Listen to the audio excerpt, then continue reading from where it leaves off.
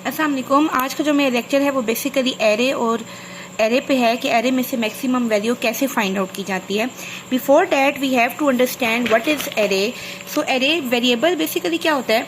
Variable एक name memory location होती है। नेम मेमोरी लोकेशन का बुनियाद के हमें पता है कि मेमोरी में लाखों के हिसाब से सेल्स होते हैं। लाइक मैंने यहाँ पे एक सेल बनाया हुआ है और उसको मैंने वैल्यू दी हुई है ए और उसका वेरिएबल का नाम है A1। फॉर एग्जाम्पल मैं लिखती हूँ a is equal to a+1, तो a की वैल्यू 2 हो जाएगी और यहाँ पे a की वैल्यू अपडेट होकर 1 की जगह 2 हो जाएगी।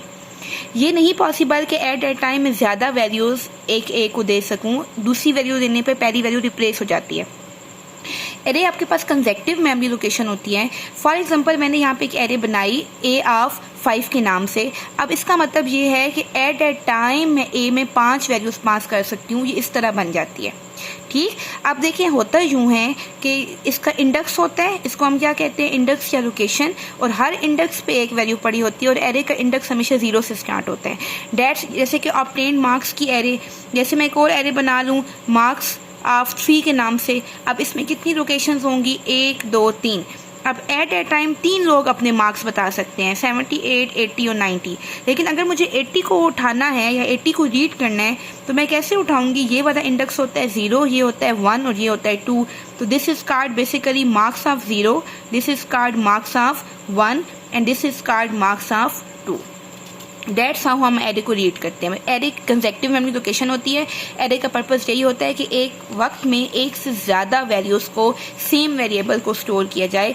शर्त सिर्फ ये होती है कि उन वेरिएबल्स की वैल्यूज़ की डेटा टाइप एक जैसी होनी चाहिए। यानी अगर आपने एरे को इंटीजर बनाया है तो आप उसमें इंटीजर वैल्यू ही पास कर सकते हैं।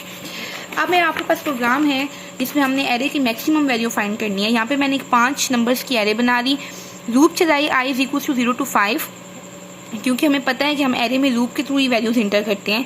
n of i is equal to input box. अब क्या होगा, जब i की वैल्यू 0 होगी तो n ऑफ 0 में जैसे फॉर एग्जांपल मैंने क्या ऐड कर दिया 25, फिर i की वैल्यू 1 हो जाएगी तो n ऑफ 1 में क्या चला गया 24, फिर n ऑफ 2 उसमें क्या चला गया 33। डेट्स हाउ आपके पास एक एरे डिज़ाइन होती है। ठीक, अच्छा, उसके बाद अब मैंने यहाँ पे मैक्सिमम वैल्यू लेनी है तो मैंने एक वेरिएबल ले लिया मैक्स एज इंटीजर और मैंने इनिशियली मैक्स को n ऑफ 0 रख लिया।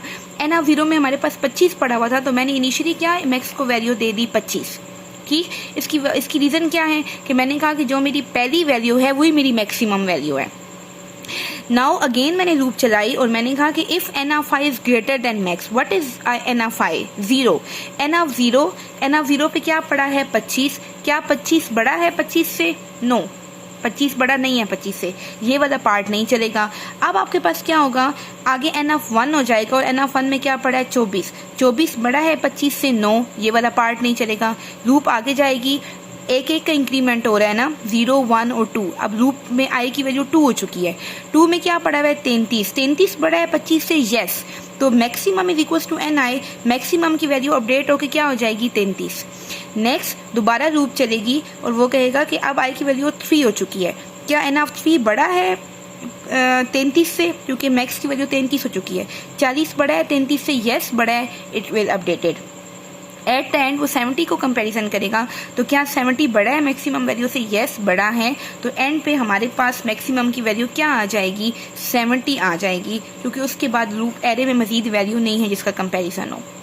Dates how value of i is equal to max और हम मैक्स की वैल्यू प्रिंट कर लेंगे। Same for maximum, same for minimum, सिर्फ फर्क ये है कि मिनिमम में आप यहाँ पे साइन क्या कर देंगे, लेस देन का कर देंगे।